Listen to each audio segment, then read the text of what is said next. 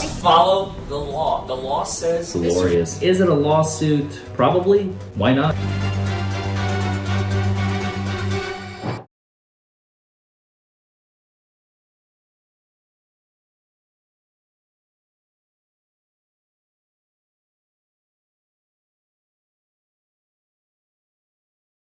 The Commonwealth's first witness will be Officer Tyler Gentry. Officer Gentry, would you please raise your right hand? Do you solemnly swear or affirm that the testimony you'll give here today is true and correct to the best of your knowledge and belief under the penalty of perjury, which is a felony offense? I swear. You may lower your hand. Please take a seat in the witness box. And I'm going to be sure that from that box all the jurors can see Officer Gentry given the video set up there.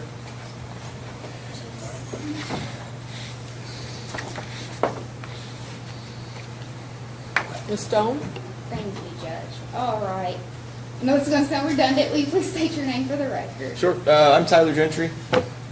And where are you employed? Absolutely. I'm a patrolman with the Henderson Police Department. And how long have you been there? I've been employed for 3 years now. So when did you start with HPD? Back in 2022. Okay. And what is your training and experience? Absolutely. Of course, I completed the Basic Recruit Academy, which is done in Richmond, Kentucky. That is, I think it was 22 weeks at the time, and that goes over the fundamentals of learning to be the police, essentially. Then we come back here, we do another 15 weeks of field training, which is where we're put with a more senior officer.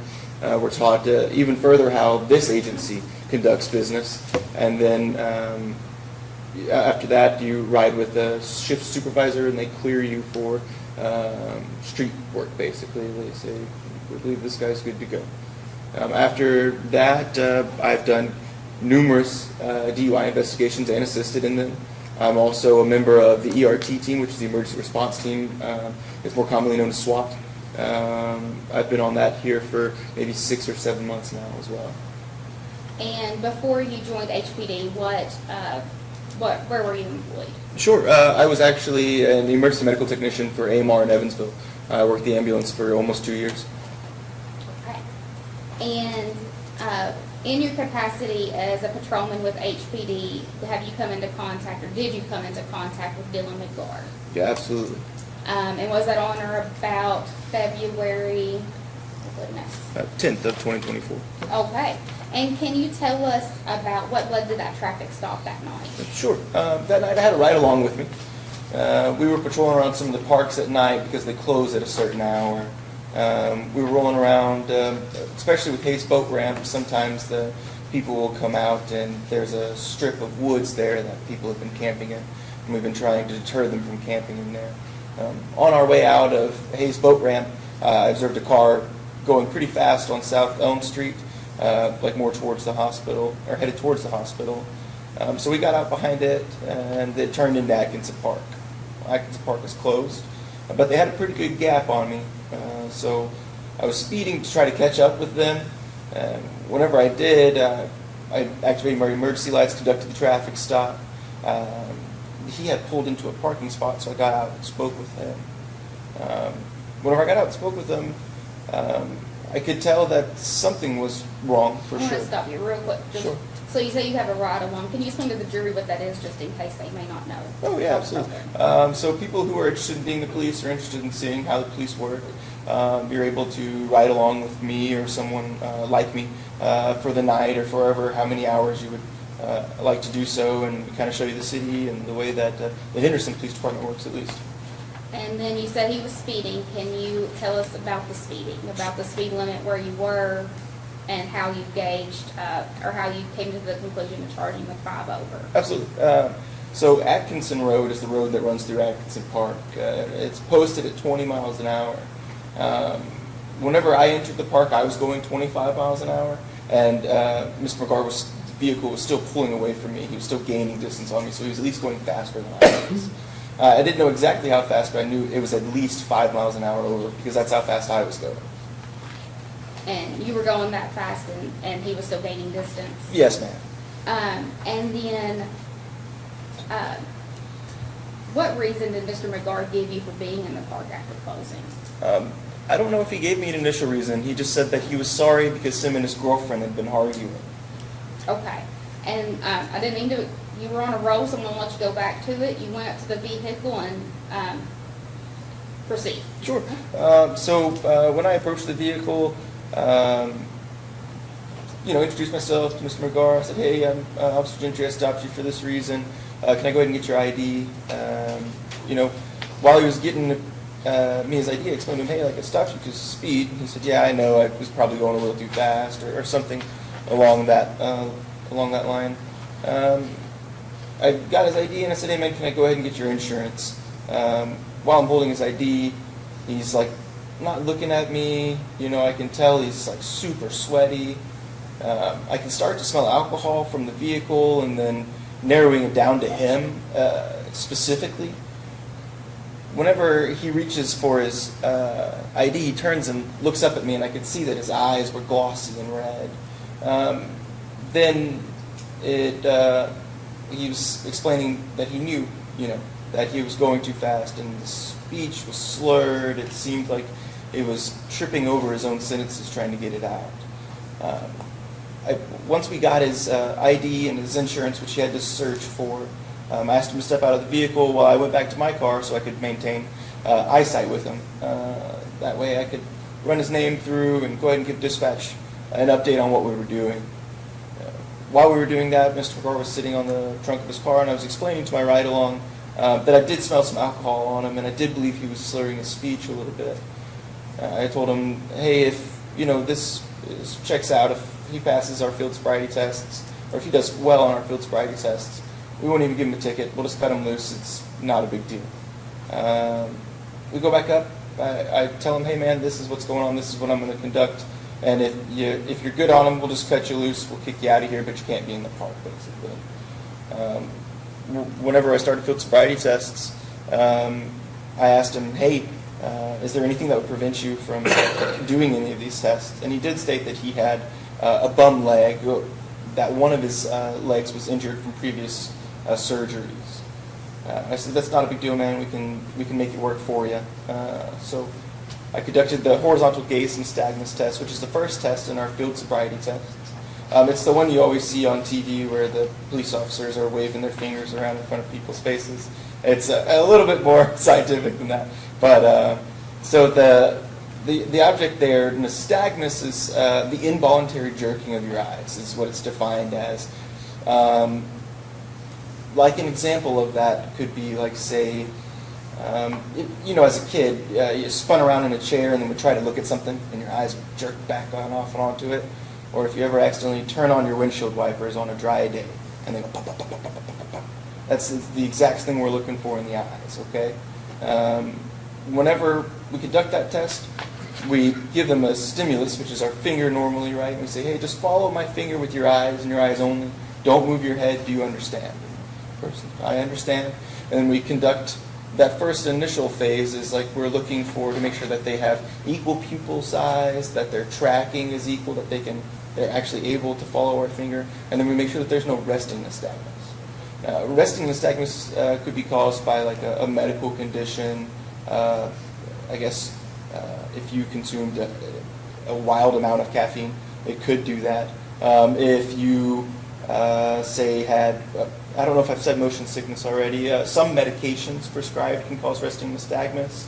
And there are plenty of reasons for it, like say head trauma or combat experience, things like that could cause it. I didn't see any, so I went ahead and performed the test.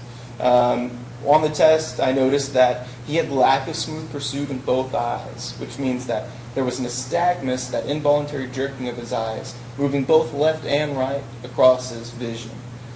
During the next test, it's called maximum deviation.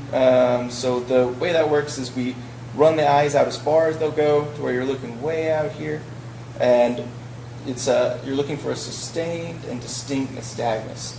So whenever your eyes are out that far, they have trouble focusing with the peripheral, so they bounce real hard off the back of them. And I saw those there as well. And then the last test is onset prior to 45 degrees. The test there is you go out to 45 degrees on each side, which is right about the middle of your collarbone. And then, of course, the same on the other side. And if you see it there, it normally means that there's a high level of intoxication. And I did see it as well on those tests. The next test that I conducted was the walk and turn. This test is a divided attention test, but it's also a balance test. So the way the test is introduced is you place your right heel on your left toe, and you stay in that position until I finish my instructions for the test. That part is what's measuring your balance. During this test, while I was explaining the instructions of the test, Mr. McGar was unable to maintain his balance and often shifted from that position that I had him in. The test is explained like this. It's whenever I instruct you to do so, what I want you to do is take 9 heel-to-toe steps down. I want you to make a series of small steps to turn around, and then take 9 heel-to-toe steps back. During the test, I want you to look at your feet, count out loud, and don't stop until you're finished. Okay? So that's where the divided attention part comes in, because it is a list of instructions, isn't it? During this test, whenever I instructed Mr. McGrath that he could begin, he originally did not count the steps out loud. He also took an incorrect number of steps. He went 10 on both sides. He made an incorrect turn. He used his arms to balance. And there was a point where he even stopped before he was finished. The next test is called the one-leg stand. What we do is we ask you to pick either foot of your choosing, whichever one would be easiest for you. And then we have you raise that foot 6 inches off the ground and point it parallel off the ground. This is a balance test. What I have them do is I have them look at the tip of their foot and count out loud in the following manner: 1001, 1002, 1003, and so on until I instruct them to stop. This test normally lasts about 30 seconds, and it's just to measure the balance. You know, someone who has consumed alcohol, their balance is impaired. And that is what I saw here with this test. Mr. McGarth was unable to keep his foot up. He often put his foot down. He swayed. He used his arms to balance. All of those are clues or signs of impairment. That's what we're looking for with the field sobriety tests. We're not necessarily looking for a pass or a fail. We're looking for clues that that person may be under the influence of an intoxicating substance. And with field sobriety tests, like I just mentioned, we're looking for alcohol specifically. A-RIDE was mentioned to you earlier as an advanced training. And I haven't conducted A-RIDE, but it wouldn't have been useful there because I didn't suspect that Mr. McGarth had taken any medication or done any drugs that night. So I wouldn't have needed that training regardless. Once we completed our field sobriety test, I asked Mr. McGarth, hey, you did pretty poorly. Are you sure you haven't had anything to drink? And he says he hasn't. And I said, okay, well, based upon my observations and the clues that I observed in field sobriety test, right now you're under arrest for DUI. Okay?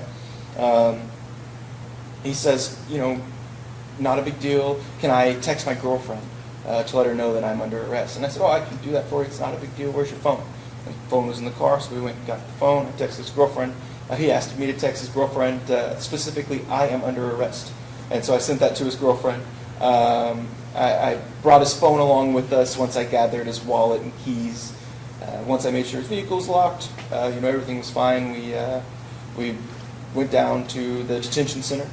Once we got to the detention center, there is a special room in the back of the booking area called the intoxilizer room. The intoxilizer is a calibrated instrument that only qualified operators can run. I'm a qualified operator for that.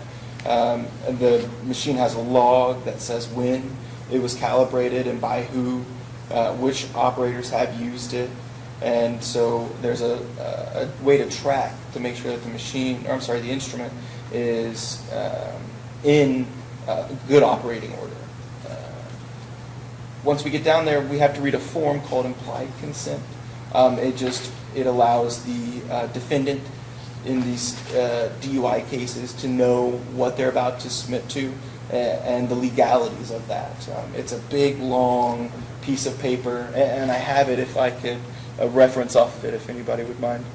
May I reference off my implied consent form? I have it here, sir, if you don't mind. Oh, of course. Oh, sure. So the implied consent form, and I'll just read the first paragraph for you, or we can move down the way. It says that I will be requesting to submit to a test of your breath, blood, urine, or any combination of these tests If you refuse to submit to any breath test which I request, your refusal may be used against you in court as evidence of your violation of KRS 189A.101 DUI. If you refuse to submit to a breath test and are subsequently convicted of violating KRS 189A.101 for a second or greater offense within a 10-year period, your refusal will be considered an aggravating circumstance and will be subject to a mandatory minimum jail sentence, which is twice as long as the mandatory minimum jail sentence imposed if you submit to this test. A refusal of any test will result in the suspension of your driver's license by the court at the time of your arraignment. Also, if you refuse to submit to the test and you are convicted of violating KRS 189A.010 DUI, your license will be suspended by the transportation cabinet. And then it goes on with some more steps. Do you acknowledge that I read this form to you? Yes. During the period immediately preceding the administration of any test, it says then that you will be afforded the opportunity of at least 10 minutes, but not more than 15 minutes, to attempt to contact and communicate with an attorney. And Mr. McGarth said that he would like to do that, and so I gave him his phone back and allowed him to speak with an attorney. Once the conversation was over, I gave him a little bit of time over the 15 minutes because I was working on the citation while we were doing this. He got off the phone and said, "Hey, I'm not going to take any breath tests for you." I said, "Oh, okay, that's not a big deal. It's your right to do that. You have the right to refuse." So what we'll do is I'll still run the system to give you every chance just in case you do change your mind. And then we'll go from there. So he, sure enough, he refuses. I enter in everything into the instrument. I let the instrument run for a period of time during the testing phase, which would have allowed him to blow into it for us to obtain those numbers that we don't have. And then there comes a time, a minute and a half, 2 minutes later, he still hasn't approached the machine. Hit refused, and then we work on our citation. What me and Mr. McGarth just conversated about everyday activities. I wanted to make sure he was okay because his girlfriend really seemed to upset him and things like that. Once the jail staff came in, I ended my body cam, and he was transferred to the custody of the Henderson County Detention Center. All right, so let me back up a little. You were on a roll, so I didn't want to interrupt you. You're fine, yeah.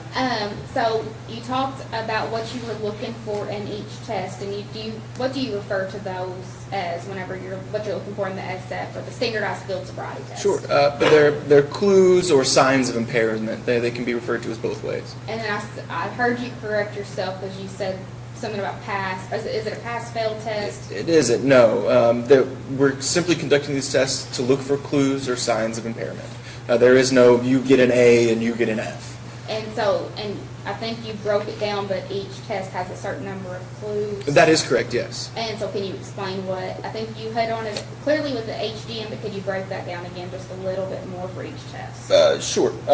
So for the HGN test, there are 6 clues. It's 3 in the both eyes, like I mentioned previously. The lack of smooth pursuit, the distinct and sustained nystagmus at maximum deviation, which is the one that's all the way out on the side of the peripheries. And then the other one is the prior to onset of 45. So if there's been nystagmus prior to 45 degrees, it also is a sign of impairment. With the walk and turn, there are, I believe, 8 clues. Mr. McGarth only showed 6 of them, which is the could not maintain balance while I was giving him the instructions. He took the wrong number of steps. He stepped off the line. He could, once again, not maintain his balance while actually conducting the test. He made an improper turn, and he made the improper number of steps. I believe that's 6. My math is I'm a police officer, not an accountant. But so for the one-leg stand, there's 4 clues, and he only exhibited 3 out of the 4. The one that he didn't exhibit was hops. I've never saw him hop out of, but he did sway, he did use his arms to balance, and he did put his foot down. All of those 3 out of the 4 signs and clues of impairment. And then on the first, or on that middle one is there, the walk and turn. That was 6 out of 8 clues or signs of impairment. Okay. And you're going from memory on this, so you're doing better than I could. Let's see, let me make sure that you have everything.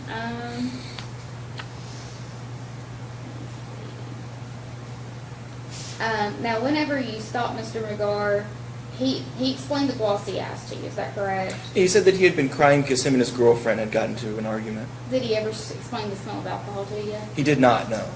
And is today the first time you're hearing of the spilled alcohol? That is correct, yes. Today is the first time it was ever brought up to me. You figure, hey man, I'm seeing all these things that make me believe you're impaired. You would try to offer up a defense at that time, say, whoa, no, I had alcohol spilled on me. It's not like I've been drinking. And that would make me say, oh, okay, it's reasonable then that the vehicle smells like alcohol. But that never happened. He never said anything about it. And you've explained that the alcohol smell was coming from his purse and not the Yes, vehicle. absolutely. Can you explain that? How did you figure that out?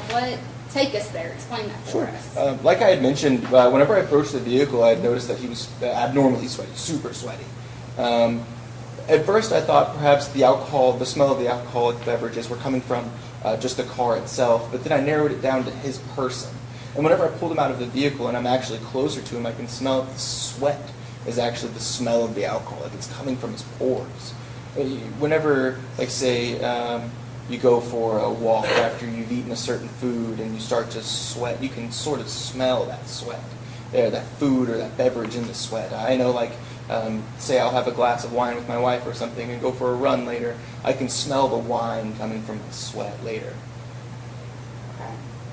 And whenever Mr. McGar told you that he would have, or he had the bum leg, how did you accommodate him in the walk-in turn test? Sure. Normally, I ask them to place their right heel on their left toe, I believe. And for Mr. McCarthy said that one of his legs was hurting, and so I accommodated him and allowed him to switch the feet. That way he could start on a strong foot, on a strong leg. And you see that he still stumbles quite a bit in the tests that we'll be able to watch on the body cam. Okay. And does that have anything to do with the turn part, or is it just the starting on? No, whenever he takes a couple of steps and sort of stumbles, but then I guess the leg feels better while we're doing the rest of the tests, and it never stumbles again. Okay. And did the accommodation change the turn? It shouldn't have, no. Okay. And how did the accommodation, or what accommodation was made for his one leg stand? Right, I allowed him to pick whichever foot of his choice. Normally that's an option we give regardless. Some people have stronger right legs than left legs per se, right? So we would say, hey, whichever foot of your choosing, whichever foot you're the most comfortable with, that's the foot you're going to raise and hold 6 inches off the ground, pointed toe, and conduct this following test. And is that a time test? It is. So normally we let them, we run our stopwatches for 30 seconds. And you'll see in the body cam that I kind of have my camera covered because I wear my watch like this. And I was trying to maintain looking at him and my watch at the same time. Okay.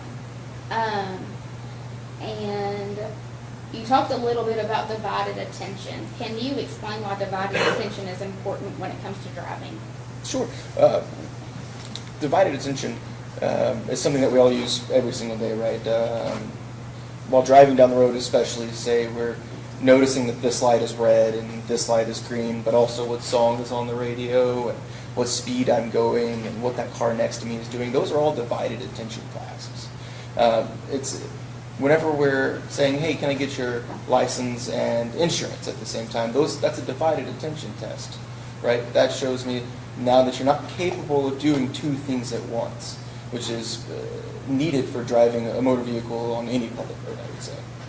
And the lack of divided attention in these tests, it particularly indicated what to you? That he was under the influence of some intoxicating substance, which I later came to believe was alcohol. Okay. And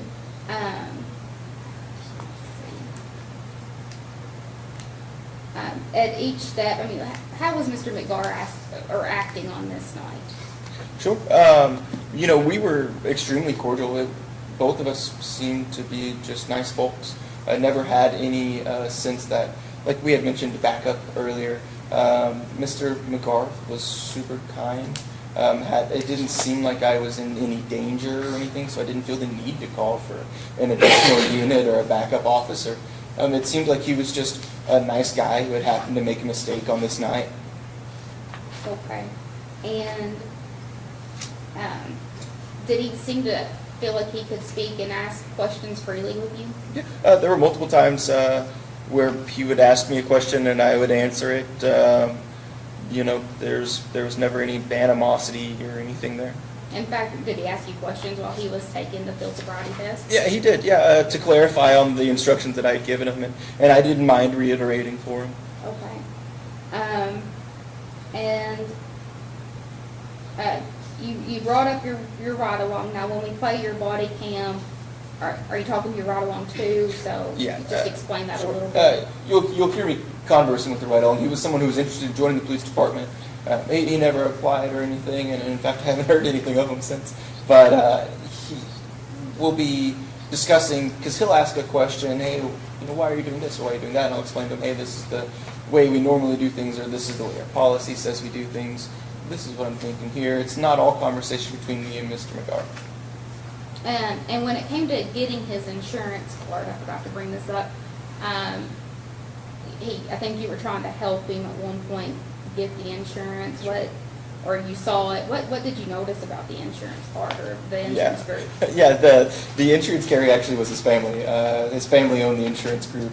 And so that's why I thought it was a bit strange that he wouldn't know where his insurance card was or what it looked like, because he initially tried to hand me his registration, and I explained I didn't need it.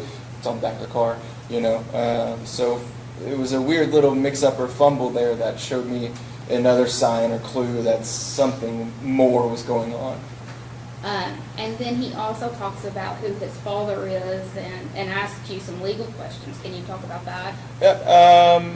So my knowledge on this isn't as concrete. I remember him saying that his father practiced criminal law of some kind. I don't remember if he ever specified on that. He asked if he had to do a certain number of tests, and I stated he didn't have to. But as far as that, I don't remember a lot of that conversation. I'm sorry. Nope, that's completely fair. And so we've talked about the intoxilizer room. Is that the room that you're talking about at HC? Yes, that's that special room back in booking that me and Mr. McGar went to. And so, can you explain a little bit more about that observation window? Yeah, sure. So on the implied consent form, it gives you a 20-minute observation window for someone who is going to submit to the tests.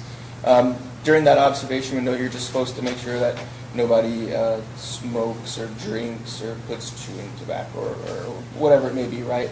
And then on our implied consent warnings, it asks us, once we complete the 20-minute observation period, have you brought anything up from your stomach into your mouth? Like, have you vomited?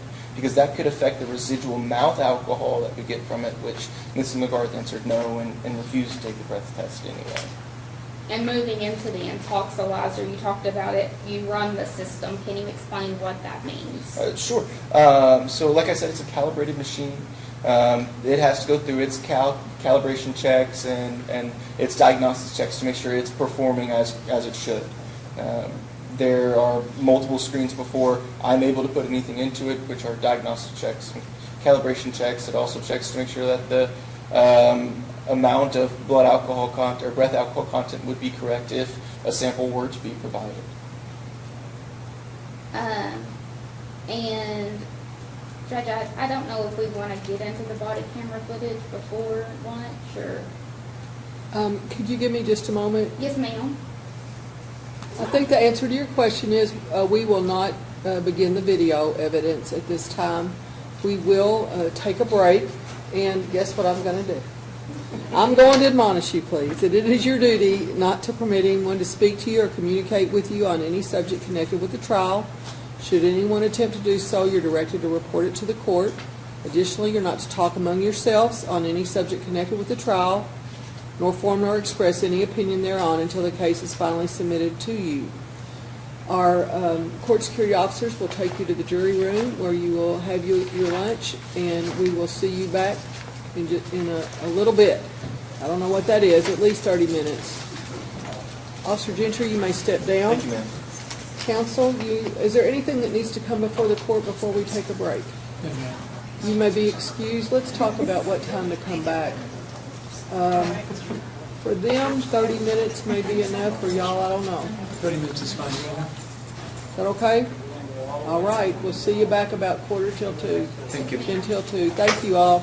Jury is present, Your Honor. Thank you all. I hope you had a good break. All right, is there anything you need to report to the court? Okay, you may be seated. Ms. Stone? Yes, Judge. And I will say, and I didn't say this at the beginning, if, I believe we're going to see some video evidence now. If at any time in the proceedings this afternoon you need a break to use the restroom or for whatever, if you will, please raise your hand and we'll take a break as quickly as possible for your needs. Thank you. Thank you, Judge. Would you like Mr. Gentry back to the stand?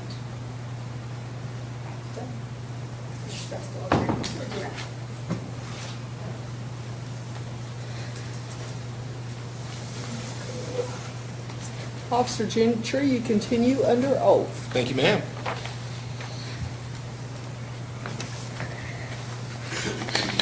Okay, Officer Gentry, in preparation for today's hearing, have you reviewed your body camera or body worn camera, I think is how it's referred to? Yes, ma'am. Okay.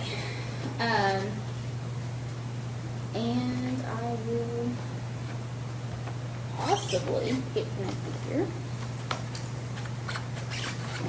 There we go. Okay. Yes, please.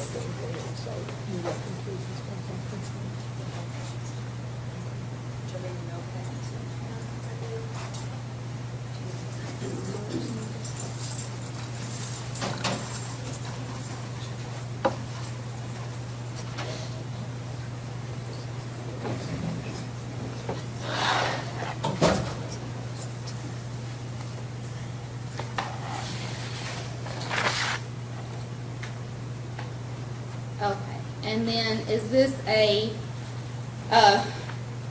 accurate start of the body worn camera from that night? It appears to be. And can you explain to the jury where this starts and why we don't get sound until a little bit in? Absolutely.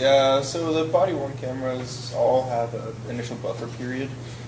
They're always recording, I guess you could say. However, when they're activated, they also record sound, but it takes 30 seconds sometimes for the, or I'm sorry, it takes 30 seconds for the audio to also be recorded. And at this point, can you explain where you are in the process of stopping Mr. Montgomery? So this would be 30 seconds immediately prior to where I turn on my emergency equipment. And you'll be able to see this. I'm more than likely behind him right now. As you can see the speed, say, in the reflection there, 25 miles an hour. And you're talking about from your speedometer on the car? Mm-hmm. Okay. I believe it's a reflection in the glass. Okay, because I was like, okay, gotcha. You have better eyesight than I do.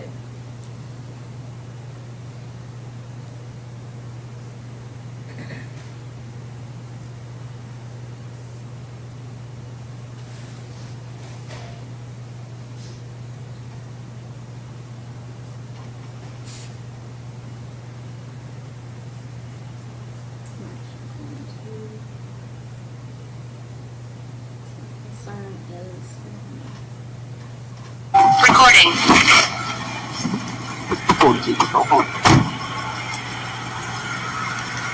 Got a detective plate, we can't. E. David, 7, J. John, 714. Hello, Officer Gentry, I stopped you because your speed. Oh, no, I'm sorry, sir. You're okay, do you have an ID on you? Yes, sir. Did you have a reason to come through the park? I just wanted a place to relax, man. This is me and my girlfriend are rough night. Okay, Here you go, sir. thank you. How about insurance for the vehicle, sir? I'm fine. Oh, it's somewhere. Should be in here. Where are you coming from? Evansville. I Oh. just left my girlfriend's house. Okay, what's going on there, man? I know you guys said you're arguing about something, right? She's just...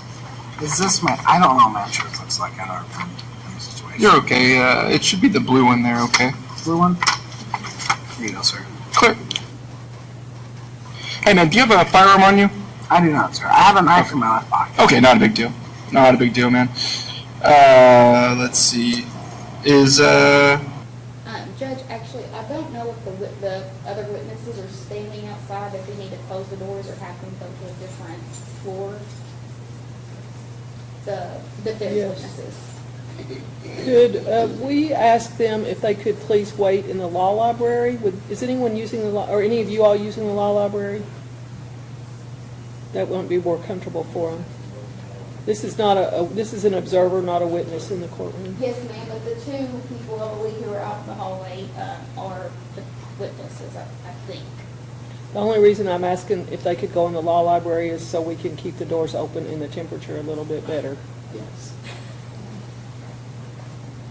And also, I'll ask while we're waiting to resume, can the jury see the monitor okay? Right. All right. Resume. McGarth Group? Yes. Who is that to you? What is that, like That's my family's company. Oh, okay, cool, man. Rock and roll. Is the owner of the car your father or something? Yes, sir. Okay. All right, man. Do me a favor, man, and just hop on out, okay? Okay.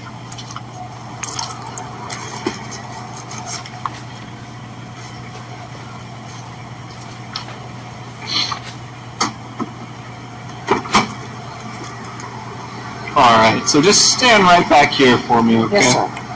I'm sorry for crying. You're okay. It's all right to cry, man.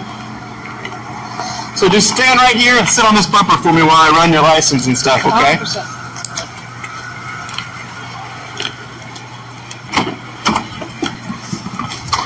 Okay, so I smell alcohol on them.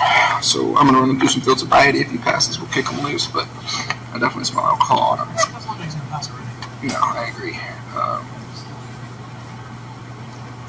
Okay, and then get to 324. Is that what you had?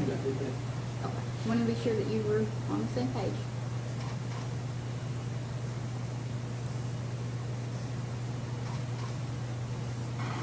Okay. And if he passes, we'll just kick him loose, but I don't know. Just want to make sure this warrants first. Sometimes when I'm not sure of him, and like you could tell he tried to dip me, right? Yeah, and he didn't think like, oh, I'm safe, I'm parked, right? But so sometimes whenever I'm not sure about him, I'll just have him sit there. That way I can stay looking at them. He's sweating a lot too. Like there's something up, so we'll talk about it.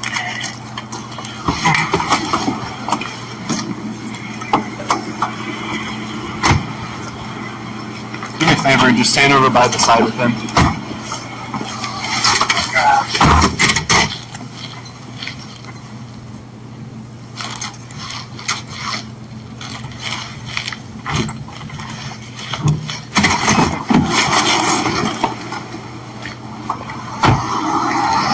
All right, partner. So here's what we're gonna do. I am sorry for speeding. Yep, that's okay. Here, we'll come stand on the front side of this car. That way the lights aren't so bright, okay? And then you can just face me. Have you had anything to drink tonight? No, sir. You haven't been drinking at all? The only reason why I ask is because this slurred speech, glossy eyes, you're sweating a little bit. All my eyes out. Okay. All right, man, I get you. Okay.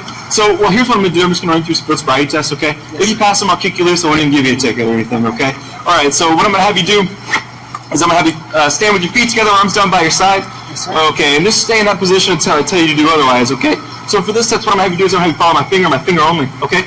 So move your eyes and your eyes only, okay? You ready? Yes, sir.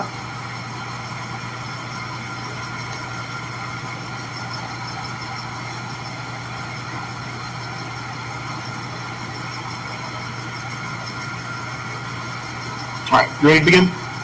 Okay, eyes and eyes only, please.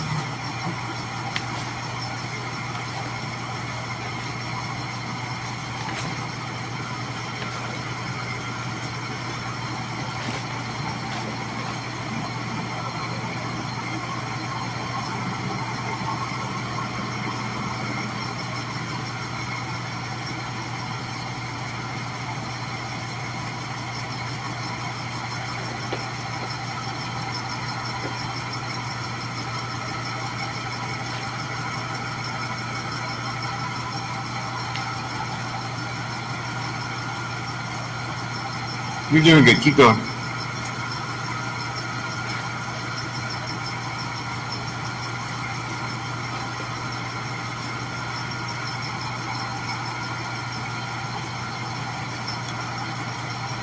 Okay, we're gonna go up. Eyes and eyes only, okay?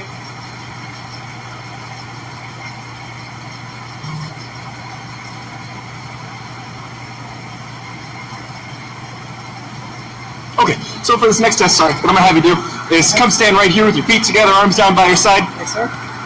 And then, so we're just gonna imagine there's a straight line here, okay? I'm not actually gonna draw out a line or Like anything. leaf to leaf, where that leaf is, that leaf. No, I'll explain it for you, okay? So what I want you to do is stand in this position.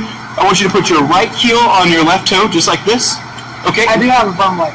That's okay. Which leg is it? My left leg. Would it prevent you from taking any sort of walking tests? I will say I will stumble when it gets to my left leg. Okay, all My right. leg will do fine. Okay, we'll keep that in consideration, okay? So just with your right heel, touch your left toe, just like this. Okay, and then just stay arms down to your side. Yes, sir. I want you to keep looking at your toes, and I'll explain what I want you to do, okay? So once I tell you to, you're going to take 9 heel-to-toe steps down. You're going to take a series of small steps, and then you're going to take 9 heel-to-toe steps back. Okay? It'll look something like this. I'll demonstrate it for you. Yes, sir. So 1, 2, 3, small series of steps. 1, 2, 3. So it's not 3 straight, 3 back, like walking backwards. So, no, you'll take a series of small steps and turn around. So what I did was I took 3, but you're going to take a full 9 steps down and a full 9 steps back, Will okay? you call to that leaf over there? I would like you to look at your toes, count out loud, and then don't stop the test until you're finished, okay? I will say though, this leg I've had 3 knee surgeries. Okay, I will. sure, we'll keep it in the mind, all right, man? All right, so you may begin the test whenever you're ready. 2, 3, 4, 5, 6, 7, 8, 9, 10. Turn on. However you heard the test instructions. 1, 2, 3, 4, 5, 6, 7, 8, 9, 10. Okay, so for this next test, do you have anything that would prevent you from taking a balance test? I know you said one of your legs My hurt, left right? leg is back. Okay, so is there any way you could stand on that right leg Of for a course. balance test? Okay, so what I'm going to have you do is I'm going to have you stand with your feet together, arms down by your side once again. Yes, sir. I'm going to have you lift that foot that doesn't hurt, okay? Okay. Or the foot that wouldn't prevent you from taking any Can I sort of check my balance phone? test. Like I am. My phone is getting blown up. Nope, it's okay. We'll do that here in a minute, okay? There are kind of more important things going on. Yes, sir. All right, so what I want you to do is I want you to lift that foot. So you said the one My that right doesn't leg's good. My left leg's There you go. So I would have you lift that left leg, and I want you to, well, I'll show you, so just stay in that position, okay? So I'll demonstrate it for you. What you're going to do is you're going to look up at that toe, you're going to point the toe parallel to the ground, and you're going to count out loud in this manner. 1001, 1002, 1003, and so on until I instruct you to stop, okay? All right, so whenever you're So I ready to look at begin, the toe that's pointed out. yep, and count out loud. Whenever you're ready, you may begin. 1001, 1002, I'm 1003, 1004, 1005, 1006, 1007, 1008, 1009, 1010, 1011, 1012, 1013, 1014, 1015, 1016, 2017, 2018, 2019, 2020, 2021, 2022, 2023. You can stop. Thank you. Okay, man, so here's what I've got for you, okay? So you did very poorly on your tests. I know you said you didn't drink, Yes, sir. but did you drink? No, sir. Okay, so are you okay with both? Okay. So, and then what, when do you want us to do? I do not actually, it's what I'm asking you. What was your request? Just, will we have the motion order?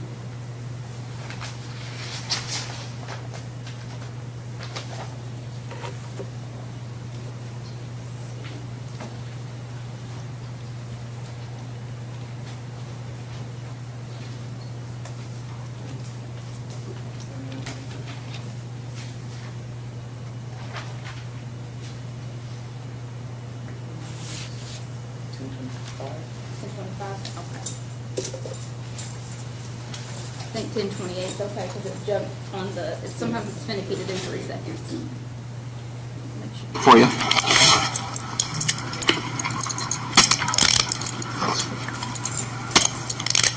Can you get my phone out and text my phone? Absolutely. I'll let you do that, man. And this skipped over it, do you mind if I ask him, please? Oh, sure, Peggy. This, because we had to move that a little bit, at this point, what have you done? Sure. I advised him that based upon my observations and the standard field sobriety test, that he was under arrest for DUI. Okay.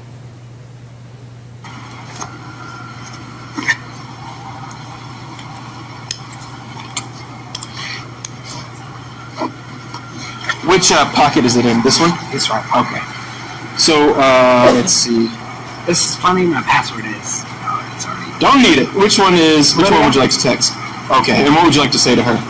Just text her, hey, I am under arrest Arrest. for DUI. For DUI, okay.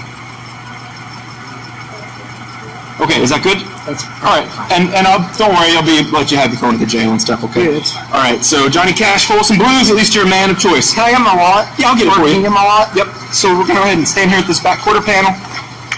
Okay, and Just spread your 'cause feet. I do see my knife is my pocket. That's okay, man.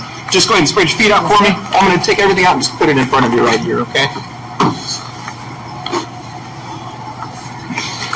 I will say what you have on me. That's okay, man. So I am under 21, so I have to take it. I'm going to put it in your car because I'll take it from you at the jail, okay? So I'm just going to put this knife and your vape in the car, okay? Is there anything on you that they didn't find that they're going to find at the jail? The only thing the reason why I ask is because it's a higher charge if they find it at the jail. No, sir. Okay, all right, man. So I'm going to have you sit in the back of my car here, and I will take that phone. You can make a phone call once we get down to the jail, okay? Just throw it in the car. The phone and all? Yeah, throw it all. Okay, well, so, all right, that's fine. Go ahead and hop on in there. My keys, were they in my pocket? If they weren't, they're in that left door. I'll get him out of the car and hand him to you, okay? All right, so I'm just going to lean over you so I can seatbelt buckle you in, all right? Yes, sir.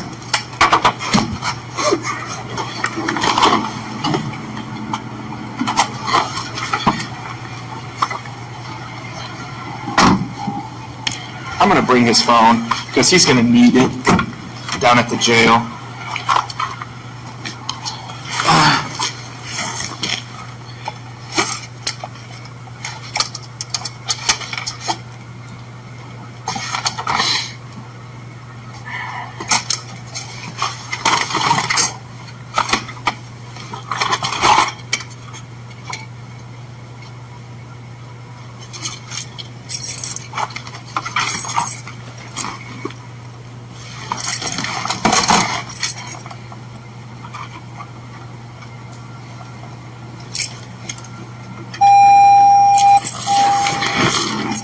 New cars are so fancy.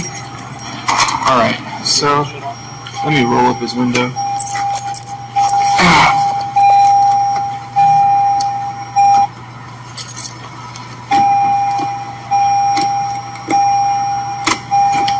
Okay.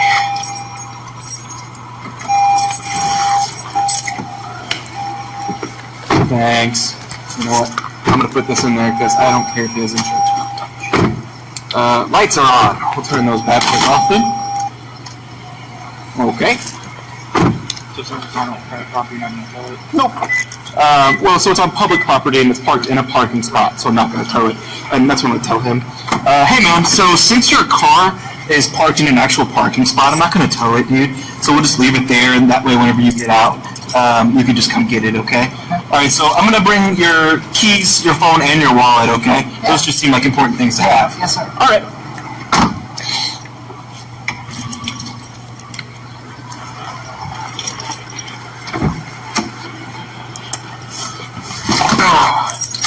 And so, okay, so you could fault me there because you're supposed to ask for extra people on a DUI. However, I think between you and me. Yeah, so I'll let you make those arrangements down at the jail, okay? And that's his phone, so I don't need that.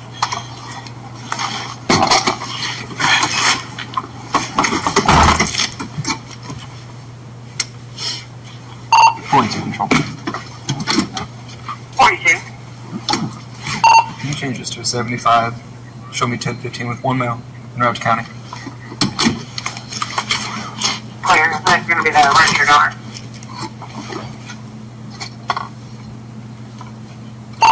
Negative. I've got a Kentucky driver's license when you can. Go ahead. M. Mary 203-08953. Clear.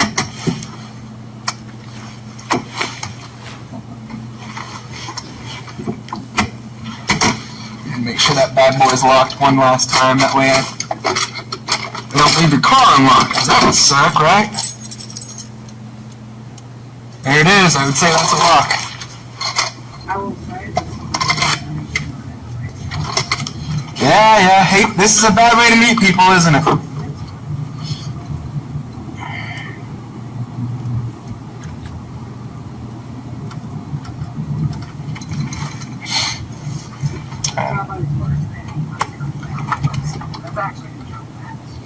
Oh, okay, interesting. So, your buddy's birthday you guys were celebrating? No, not yet. We were gonna go play on the play set. Oh, play on the play set, okay. Okay, interesting. All right, man. It was Well, right after the girlfriends. I get you. I'm sorry to hear that. It's never fun to argue with your partner. No, I will say. I will say I am kind of freaking out. It's okay to be scared. Nothing's gonna happen to you, you know what I'm saying? I'm getting that. Don't worry about it. Okay. Okay. Well, hopefully that's the case. Hopefully we get down there and you blow zeros and, we can change our attitude, but we will see, man. We'll see.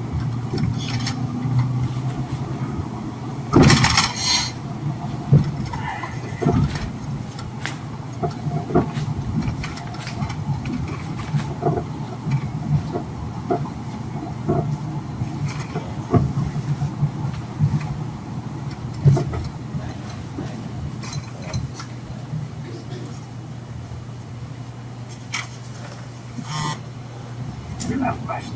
Sure. So, we're about to do information. Is this a long year? This is, yes. Anything exciting happening tonight? I'm sorry? Anything exciting happening tonight? Not yet. Nope. Nope. Not yet. Am I the only person that's been pulled over so far? No. Nope. We in Henderson enforce traffic laws as much as possible.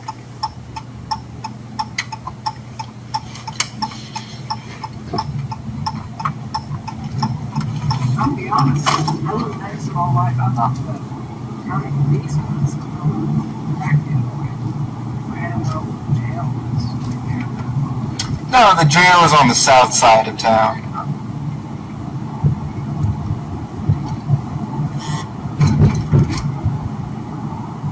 And do you mean the sheriff's office? I don't know what it is. Like, if you're going back the other way, to Henderson County Police Department, I think is what it is. Okay. On the hill there. Yep. I always thought it was the IRS. Huh. Nope, we're gonna go to the jail. Okay.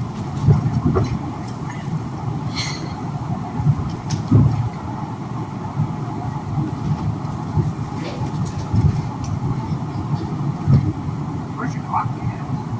I'm sorry? Where's your clock at? Where did I clock you at? Yes, sir. Speed limit. Oh, well, I was going 25 through the park and you were pulling away from me. So you were at least going faster than 25 and a 20. Okay.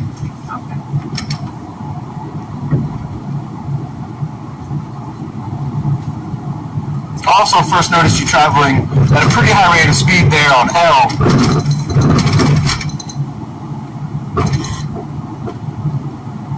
Right when you pulled me over, I was hanging up on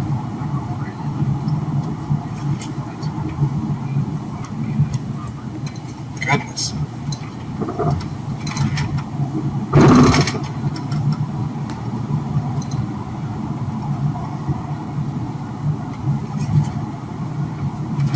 Why are we going so slow? Oh, because you don't know what to do about this. And apparently neither do I.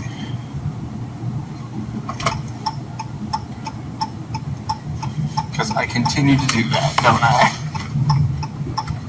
What's the solution? You did. And if we weren't, in a cop car, maybe that would be the option. And, I didn't care about jail or whatever. Oh, my belly. I shouldn't have had Subway. It was the fuel we needed. It was the fuel we needed. Oh, man.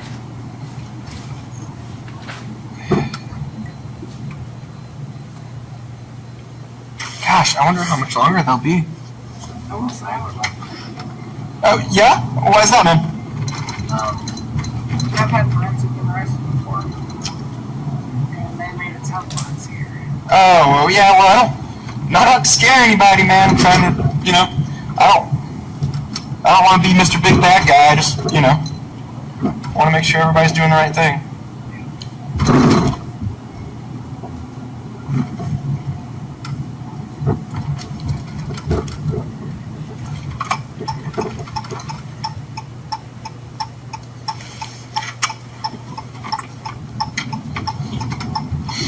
I also like my facial hair to grow, but sometimes we compromise. You win some, lose some. That's what they say. That is what they say. I wonder if Mr. Bicycle Man took the sidewalk underneath all of those trucks. Because that's what I would probably do if I was on a bicycle. Things like I'm looking under a ladder, not a truck lift. Not a truck with a ladder. This doesn't have rungs. It doesn't count. It was nearly a boom. Right. Yeah. I think I'm safe here. Oh, buddy. Sir. Absolutely. Yeah, I can do that, man. Whenever we get there, man, I'll take those handcuffs off, because I know they're not very comfy. I'll take those handcuffs off, and I'll let you use your phone for a minute, alright? Yeah, man.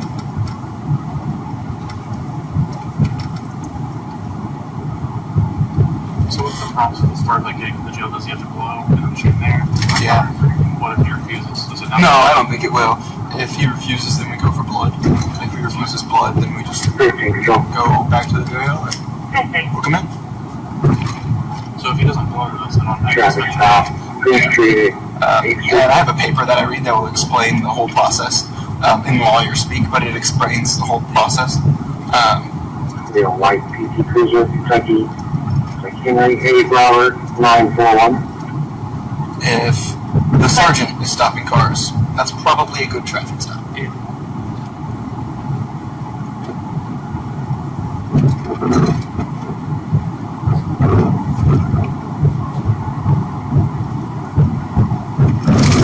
And there's also some other things, like if he blows under the per se limit, then we go up to the hospital for blood.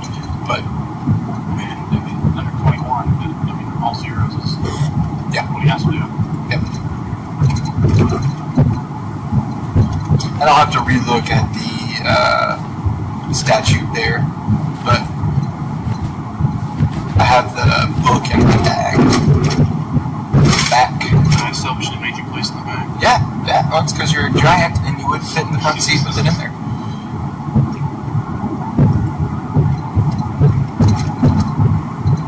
Have you been to the jail yet for that?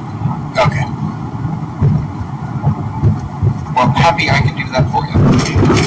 It's really not exciting. Well, the movie's escaped over there. Yeah, apparently they just let him walk out. Just see it. Whatever, see you tomorrow. Yeah. Apparently what happened, and this is the third party story from a person that knows a person, right? So apparently what happened is they were letting him out to do the routine trash duty because he was one of the trustees, and he pinned the guard up against the wall with the trash can, and then closed the door behind him. And the doors, you have to be buzzed out. Right. And apparently they just took too long to buzz the guard out, and the guy was gone. So How was the door open though? they buzz him out to do the trash duty. They were going out to take out the I'm trash. just trying to figure out how he was pinned and then was able to shut the door. No clue, dude. 42 control. 42. I'm at count. Clear. Yeah, I haven't seen that guy in a while. I thought he got fired, honestly. He back? Oh, he back, and we back. Sure, he's back. That's what they say, but I haven't seen him yet. Back again. That is what they say. If you listen to they, I normally only listen to them. They have something to say once in a while. I heard they say a lot of things, honestly.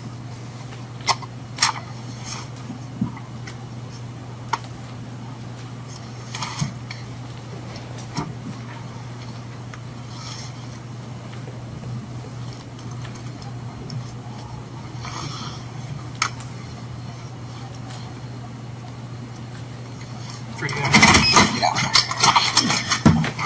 Alright, partner. You just give me a second, I'll be around to get you, okay, man?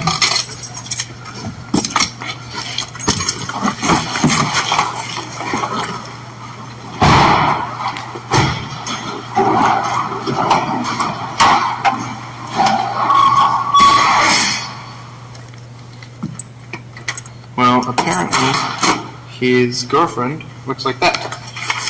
Because I imagine that is her. Maybe it's his mom. And he just really loves his mom. I really love my mom. Huh? Yeah. Let's see. There we go. Look at that. That's what I need. And I like my little green book. There we go. Oh yeah. Yeah, I'm not good enough at jiu-jitsu to have a different one. That's the one I have. Let's see. I think that's all I need. Okay.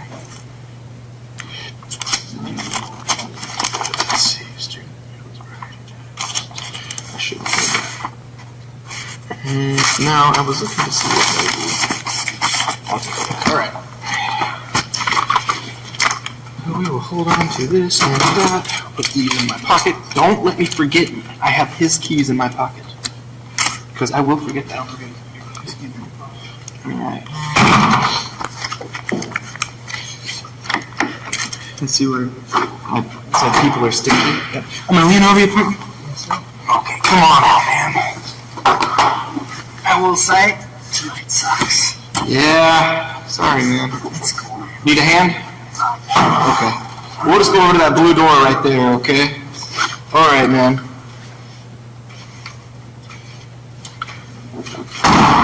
It's not you, it's just you have to do something like that. Every time. You put my light. I did, yep.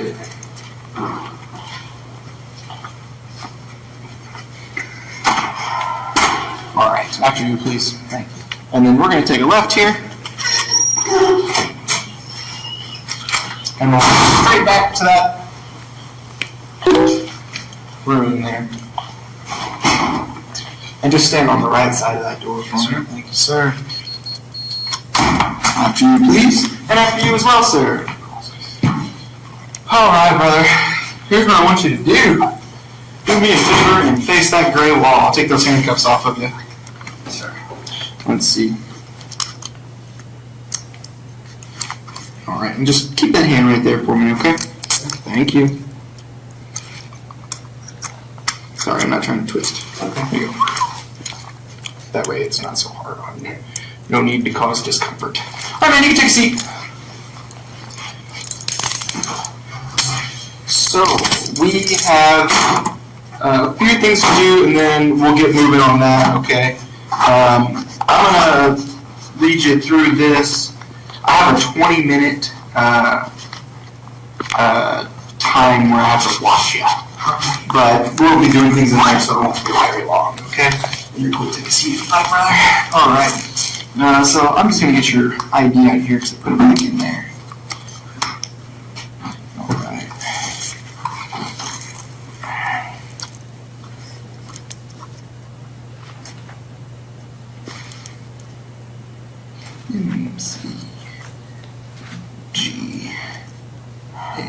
MCGARRH. Today is 2/10/24. Get logged in here. I know you said that you and your girlfriend are going through it, man. Are you okay? Is everything okay there? You know, like, I know that we're kind of on opposite ends here, but I still, you know, want to make sure you're okay. I'm very upset about it. If you don't want to talk about it, you don't have to. I prefer not to. Okay.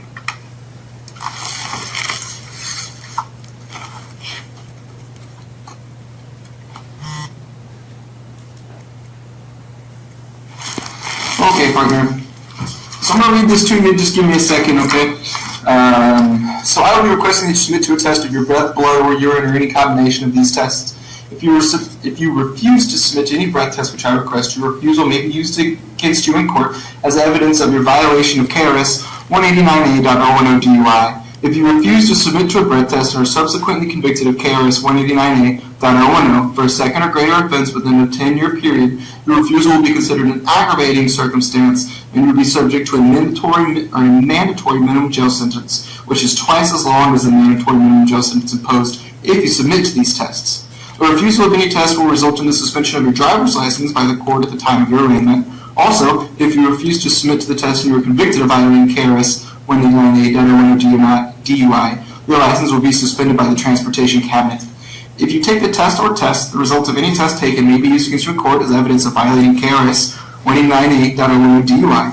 If you take the test or tests, you have a right to a test or test of your blood performed by a person of your choosing as described in KRS 189A.103, a physician, registered nurse, phlebotomist, medical technician, or medical technologist not otherwise prohibited by law, within a reasonable time of your arrest and at your expense. In the event of license suspension, you may be eligible immediately for an ignition interlock license, allowing you to drive during the period of suspension, and if you are convicted of violating KRS 189A.010 DUI, you will receive a credit towards any other ignition interlock requirement arising from this arrest. Do you acknowledge that the implied consent warning was read to you? I do. Okay. And so it is 21:18. There's one problem. Go ahead. My father is a lawyer, and he's always told me, if you go to jail, do not take your breathalyzer. Okay, that's not a big deal. Even if you have been drinking, have not been drinking, just don't do it. That's okay. Well, I'll have to finish these things, and then if you still refuse, you can refuse there, and we'll just do Can I call my that. father before then? Yeah, so during the period immediately preceding the administration of any test, you'll be afforded the opportunity of at least 10 minutes, but not more than 15 minutes, to attempt to contact and communicate with an attorney. Do you wish to contact an attorney at this time? I prefer so. Yes. Okay. And so if you just want to come here, I'll have the sign there, and then I'll let you use your phone. Am I going to come? Yeah, man. No, you don't have to worry about anything, man. Like I said, I don't want you to. No, man. I'm not going to go crazy. You're cool. So defendant's signature is right there, man. And then it is, we'll just say it's 9:20 at 9:35. And we will go ahead and start that process, okay? Okay. All right. Here's your phone, sir. Thank you. So, should I be good to do my call? You can start your phone calls right now, man.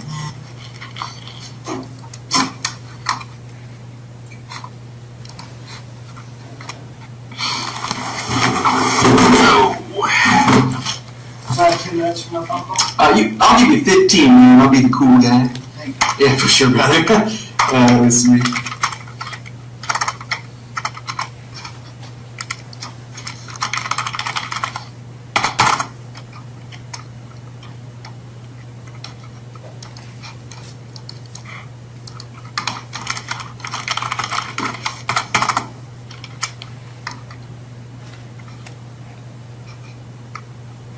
Hey, Jim, a message? I'm under arrest.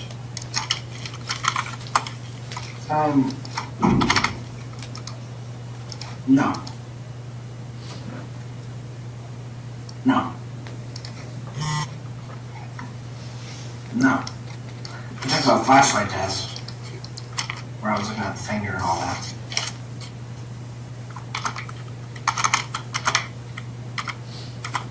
No. The police officer and his, what's the right word for it, sir? Rattle off.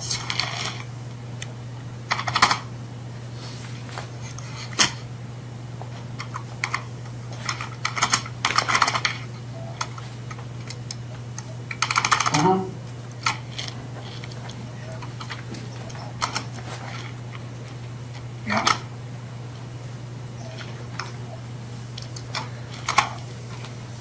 Okay.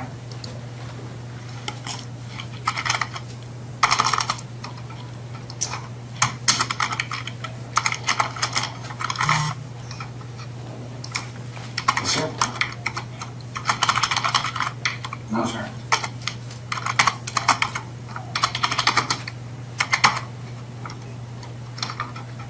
Barely, if anything, sir.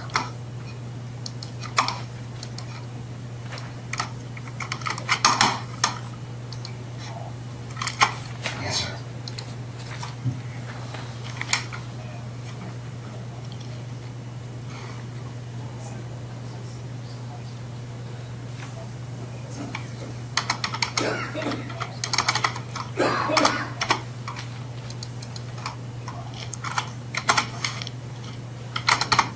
Okay. Brian and Isaiah know where it's at. You can tell him it's in Atkinson Park. Axon? Atkinson. It's an Axon Park.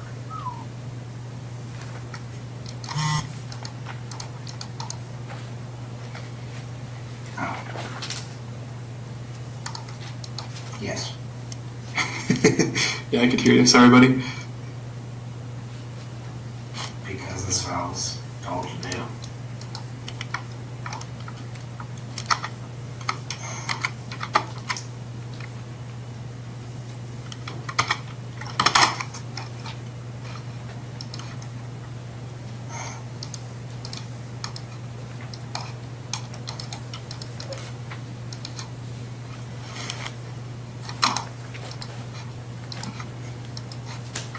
Okay.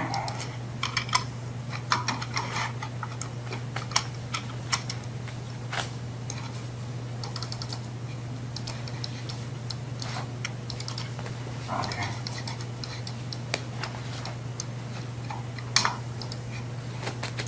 I know.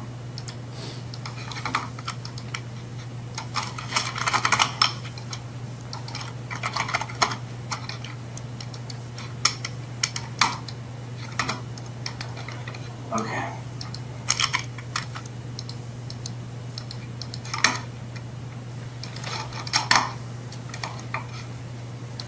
Okay.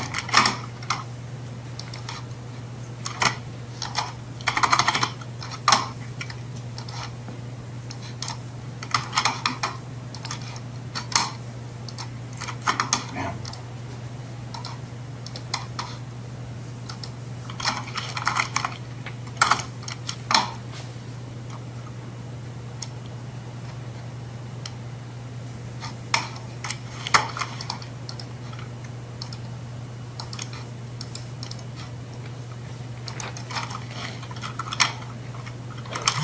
Understand.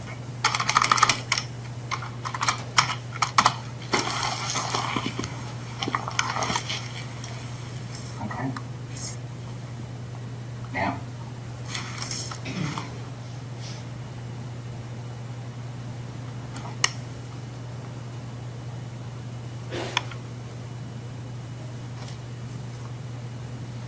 Okay.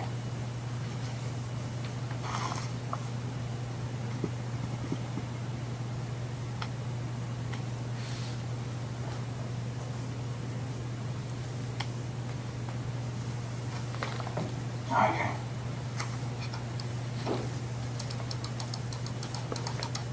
No. No.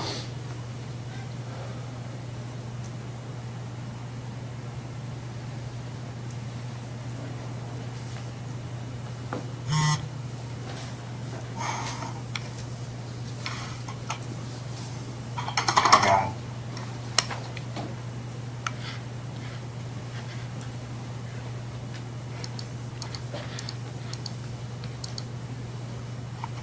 I see one eat. I am not seeing one not. Okay. Ooh. I'm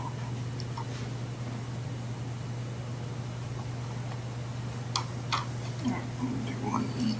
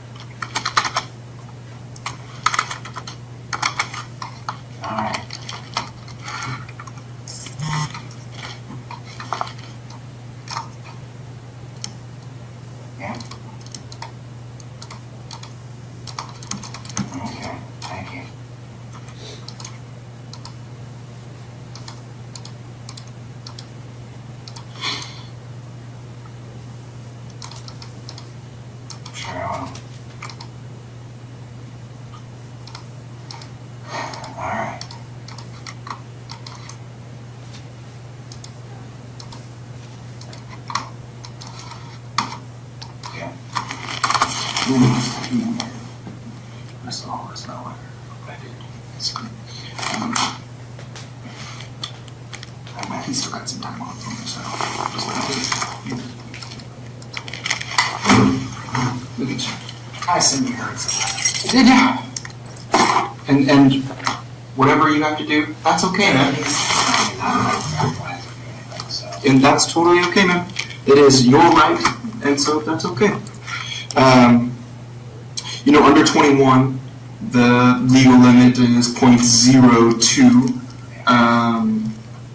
So that is a much higher standard than above 21.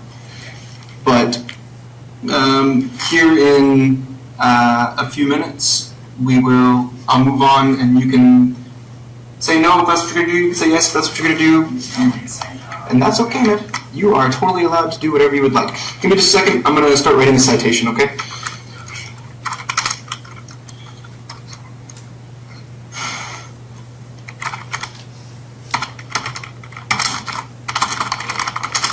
I start all of my citations off the same. Like that. On this day, I observed, you know what I'm saying? And then it changes from there.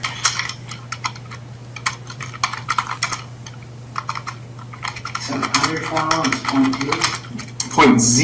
0.02. 0.02. Mm-hmm. Which is what? 1 year? Alcohol works differently in everyone's body. If I drank something, it could result in a different blood alcohol content than if you drink the exact same thing.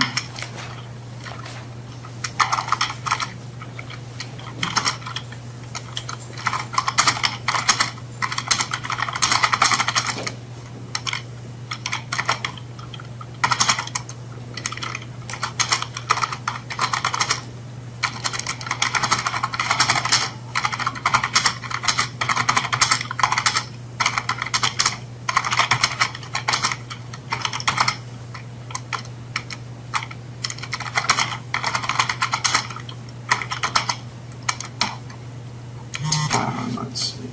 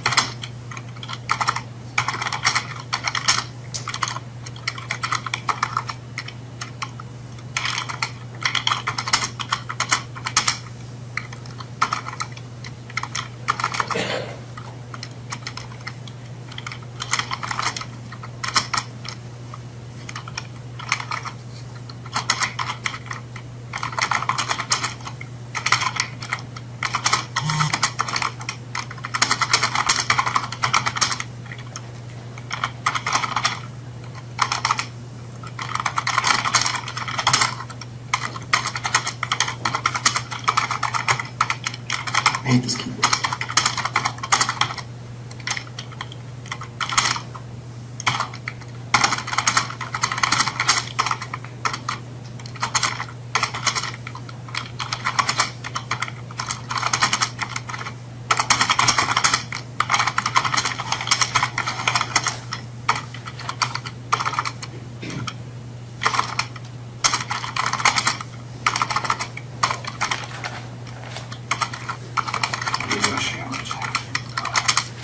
I'm sorry? I do wish you got a jacket from the car. Oh, they won't let you have it in here, man. So it is what it is.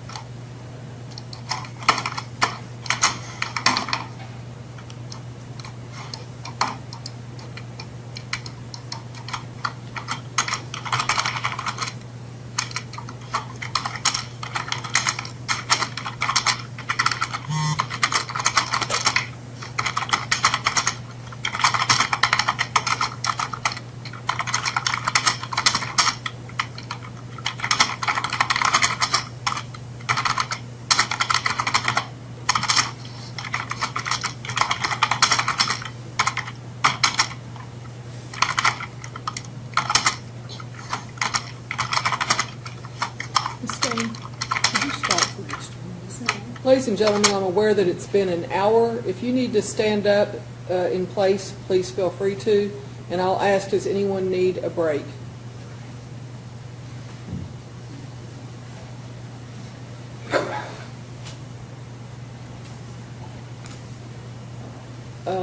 You may remain standing if you're more comfortable, or at any time if you need to stand, you're welcome to do that. If you need more of a break, tell me, we can continue. Thank you.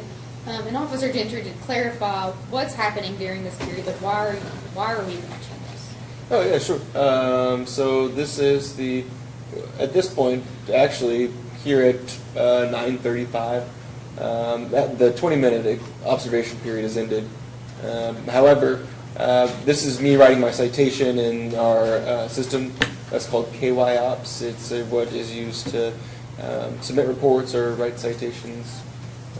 And that's what's happening right now. So this is during the observation period where you have to wait before Before I can administer the test, yes, ma'am. Okay. I know it's super exciting stuff.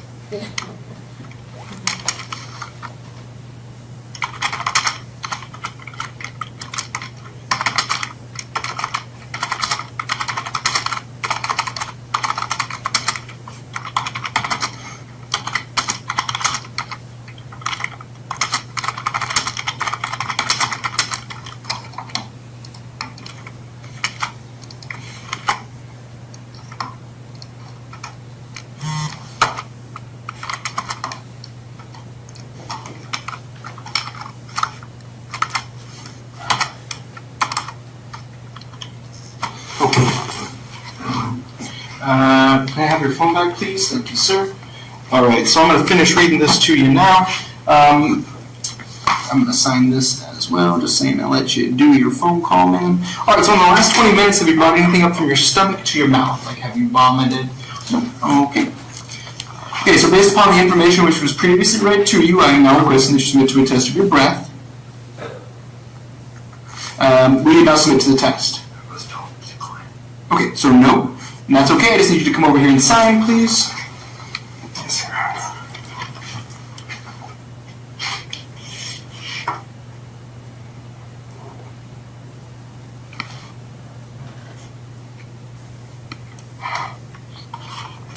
All right, and then just sit tight over for me in that chair, okay? Yes, sir.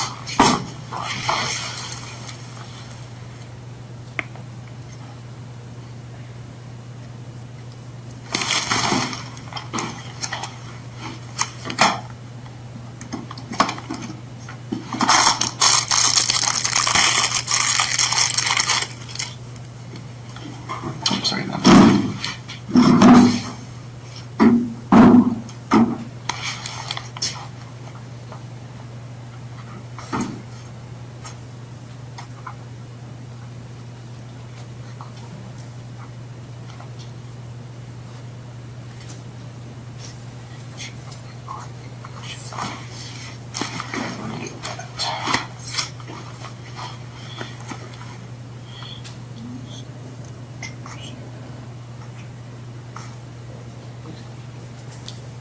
Could you pause, please, Ms. Stone?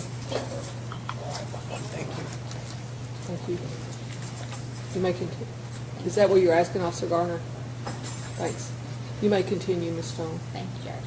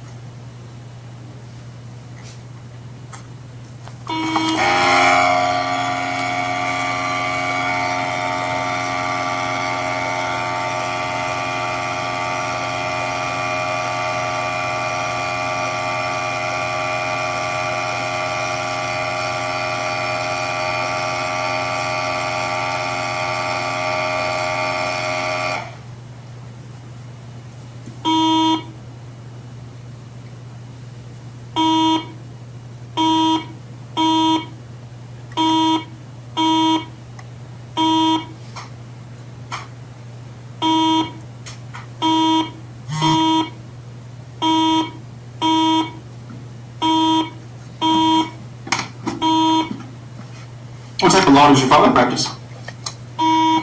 Criminal. Oh, okay. That's most law. Yeah.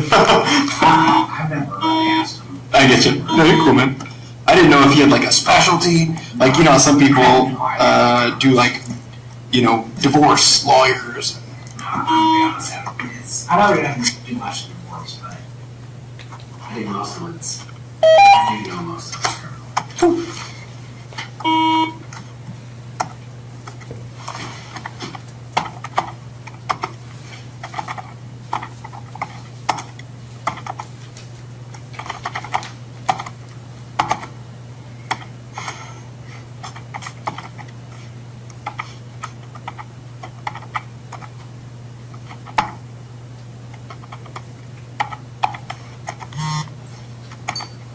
You didn't tell me I was gonna have to sit in the drunk tank.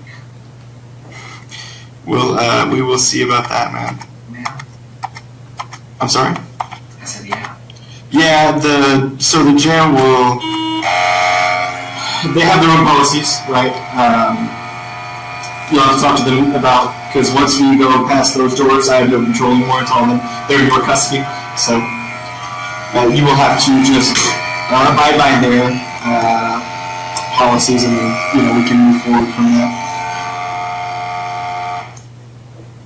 Do you know what happens with them or anything? I'm sorry, can you explain that?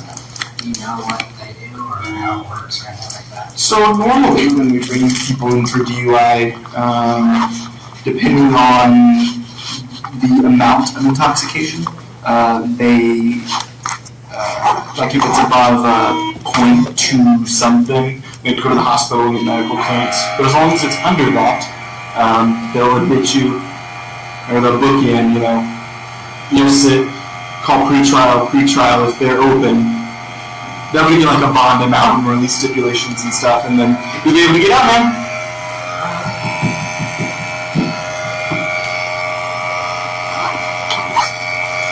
So regardless of if you refuse or not, I have to give you the opportunity to do it. So it's going to run for an X amount of time, and then you'll just say refused, okay? I was told her just because that's That's what okay, man. this thing is. So. Yeah, I just have to have proof that you refused. That's all this is.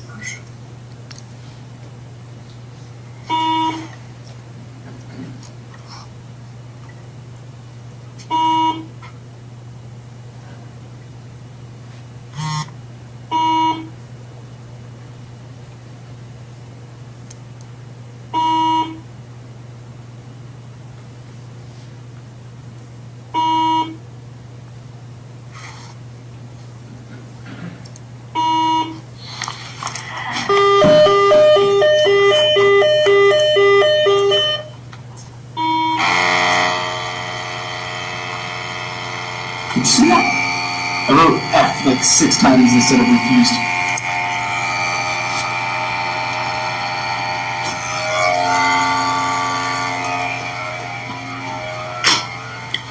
Let's see. Just see your things right there. I'm gonna put your ID back in your wallet, okay?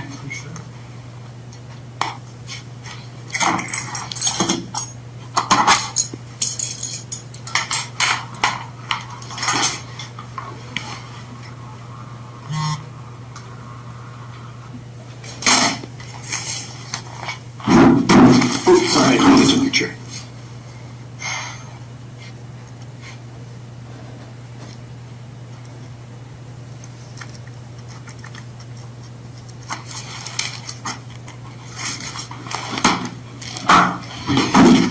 Okay, let's see.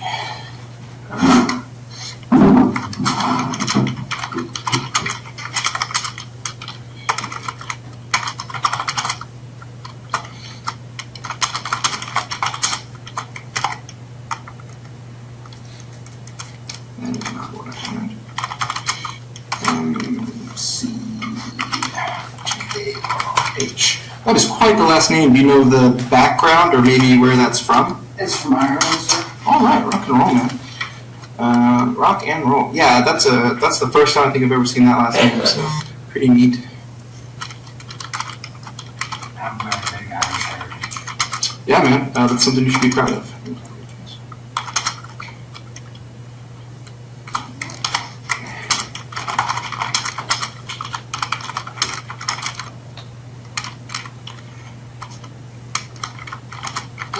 Officer Gentry, from here, I think we've been through the intoxilizer and all of that. From here, what happens? Oh, sure. After this, I just finished the citation, which you see me working on there. We enter into the medical area. A nurse comes, takes his vitals, and then we exchange custody, and I leave. Okay. And so, let me go back to the very beginning with your field sobriety, because I know a lot happens here. And what was the test that you did first? The horizontal gaze nystagmus.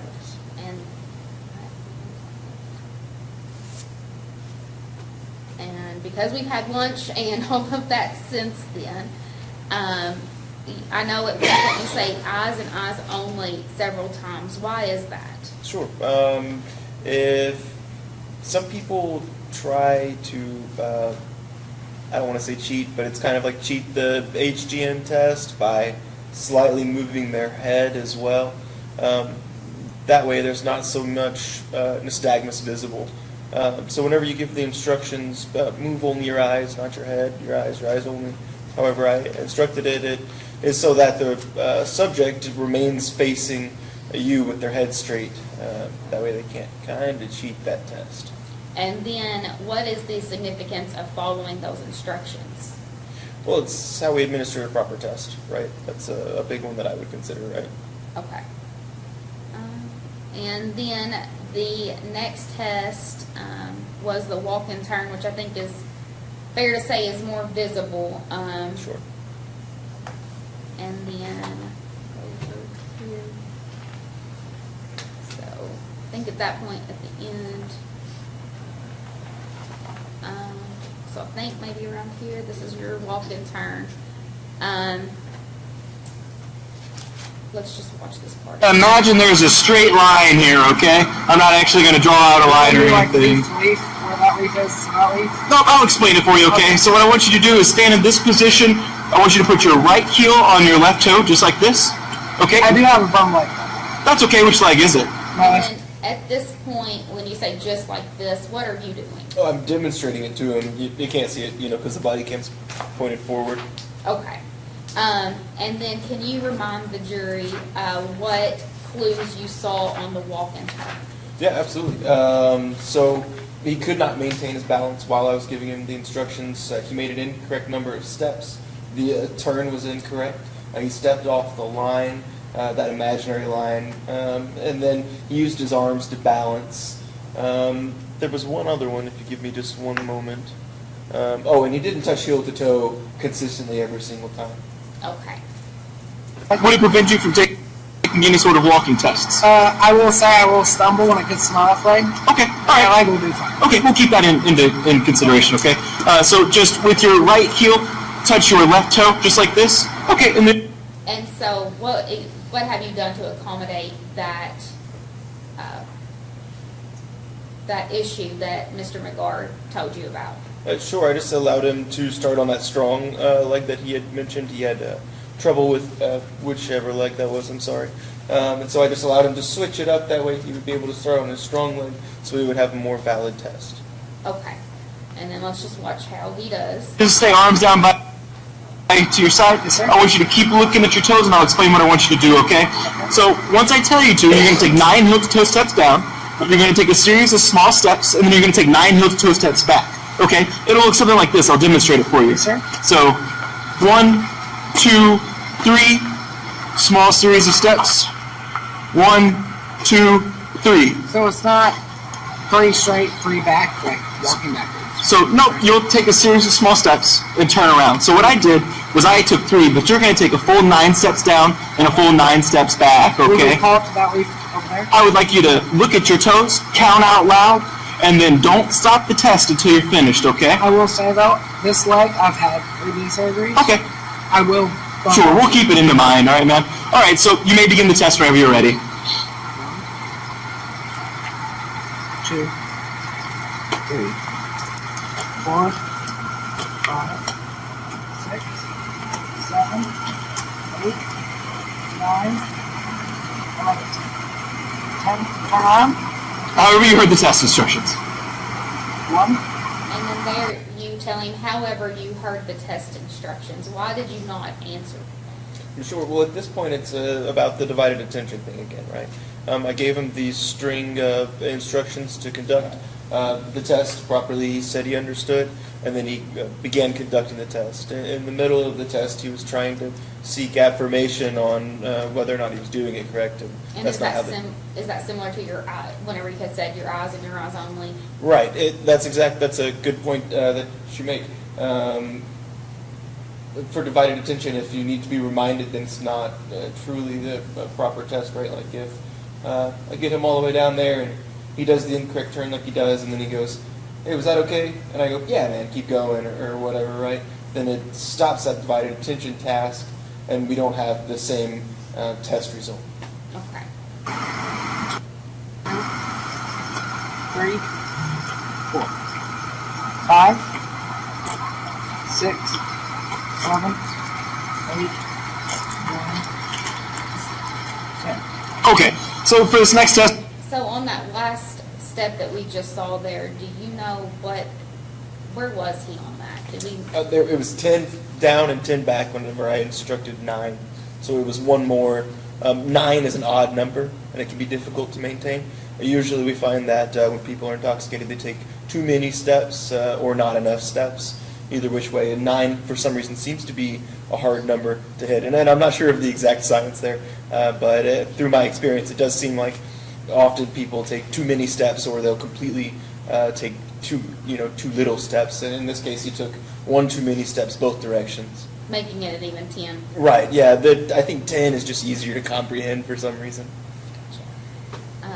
And then when we get to the last test, the one leg stand, I think that's about here. Can you remind the jury what clues you saw here? Yeah, absolutely. He swayed, he used his arms to bounce, and he put his foot down. stand on that right leg for a balance test. Okay, so what I'm going to have you do is I'm going to have you stand with your feet together, arms down by your side. Once again, Yes, sir. I'm going to have you lift that foot that doesn't hurt, okay? Okay. Or the foot that wouldn't prevent you from taking any Can sort I of check my balance phone real test. quick? My phone is dim on that. Nope, it's okay. We'll do that here in a minute, okay? There are kind of more important things going on. Yes, sir. All right, so what I want you to do is I want you to lift that foot. So you said the one My that right leg's good, my left leg's There you go. So I would have you lift that left leg, and I want you to, well, I'll show you, so just stay in that position, okay? So I'll demonstrate it for you. What you're going to do is you're going to look up at that toe, you're going to point the toe parallel to the ground, and you're going to count out loud in this manner. 1001, 1002, 1003, and so on until I instruct you to stop, okay? All right, so whenever you're So I ready to look at begin. the toe that's pointed out. Yep, and count out loud. Whenever you're ready, you may begin. 1001, 1002, I'm kidding. 1003, 1004, 1005, 1006, 1007, 1008, 1009, 1010, 1011, 1012, 1013, 1014, 1015, 1016, 2017, 2018, 2019, 2020, 2021, 2022, 2023. You can stop. Thanks. Okay, man, so here's what. And you said what was happening on your body camera during that time when we could not see. Yeah, sure. So unfortunately, I was using my watch to for the time there. It is a timed test, so it was poor situational awareness on my part, where I had my arm more than likely like this, so you couldn't see. You could see briefly there where the swaying in the arms, and then there at 10, he puts his foot down, stops counting, and then realizes that he should continue, so he picks it back up and continues counting. There were other times, but I can't tell you the exact counts of where he put his foot down or how long he had it up while he was counting. Do you remember the number of times he put his foot down? Not off the top of my head, I'm sorry. That is fair. That is fair. So when we get to the jail, you're getting in the trunk. You got out 2 documents. Can you tell the jury what those documents are and why you're getting them out? Yeah, sure. So whenever I get into the trunk of my car here, normally I would have this bag in my passenger seat and organized a little bit better. But since I had the ride-along, I pulled all the stuff out of the front seat and put it in the trunk so he could sit up front with me. The first thing I retrieve out of the bag here is the implied consent form, which is what you saw me read through them, and I read you a portion of it earlier as well. The second little book that you see that I pull out is the intoxilizer, like instruction manual. Basically, it has a list of things and like references on how to use the machine correctly. I think you pulled it out relatively quickly, and I think you got the law there too, it's in statute. So if I gave you a copy though of that informed consent that was executed on that February 10th date with Mr. McGar, would you recognize that? Sure. I have one here in front of me as well. Okay, I'm gonna give you the copy I have just to make sure that we're all on the same page. Okay.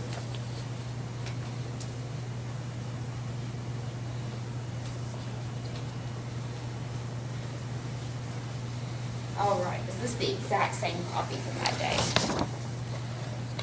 That's a match. All right. I would like to motion the court to publish this to the jury as well and enter this as Commonwealth's Exhibit 1. Any objection? No objection, Your Honor. I will, Judge, may I go ahead and give it to the jury, or would you prefer for me to wait? She'll have a stick on it. Okay, that'll work.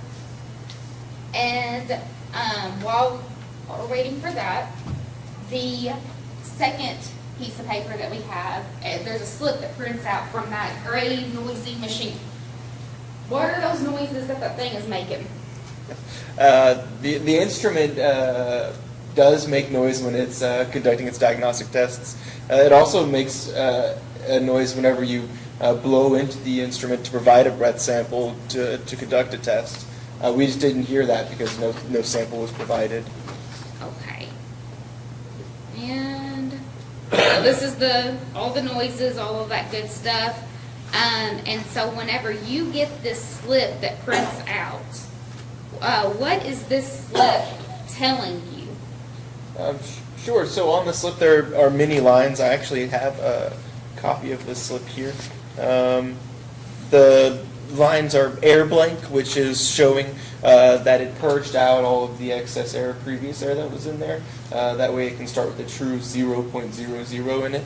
And then it does a calibration check where it admits, I guess, an air that has the alcohol in it. I'm not sure exactly how that works. That's for a technician to explain a little bit better. But the calibration check comes back perfect at 0.80, or 0.080, which is the legal limit, or the per se limit. The air blank, it empties the machine out again so that there's no residual left in the machine. And then subject test, which is where if a sample was to be provided, one would be provided, and it would give us the results of that sample, but we just didn't get one in this case because Mr. McGar refused to provide one. And on this, we see you typing stuff into this machine, and I think that's up at the top of this slip. Can you explain what that is? Sure. It asks for the test subject's name, which I entered, Mr. Dylan McGar. It asks for the operator's name, which is me. I entered my name, Tyler Gentry. It asked for the police officer's name, which is, again, me, Tyler Gentry. It asks for my agency code, what the citation number is, what the report number is, things like that. At the end, it asks if this test is DUI related, and it's a Y or an N, a yes or a no. I selected yes and press enter. And does it also have the date of the traffic stop up at the top left-hand corner? It does, yes. And what is that date? 2/10 of 2024. And if I showed you a copy of that, I know you have a copy in front of you, but I want to make sure we have the same exact copy. Is this the copy of the breath test slip? I know it's not as small as the receipt-looking slip that we see on the... That's because I had to, I used a copier to make this so I could submit it. Right. But yes, this is the exact same thing. Thank you. Sure. And Judge, I recommend to enter this as Commonwealth's Exhibit 2 and publish this to the jury as well. Any objection, Mr. No Hood? objection, Your Honor. And while we are waiting, I will go ahead and take this to the jury if that's fine with the court. Okay, who wants to start off with the implied consent? You start off with it, okay. All right.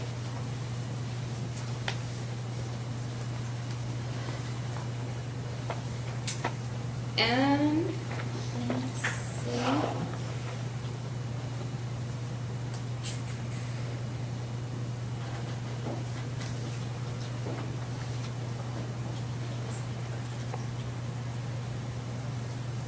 So, again, I think we've covered everything. Just making sure I'm checking my list.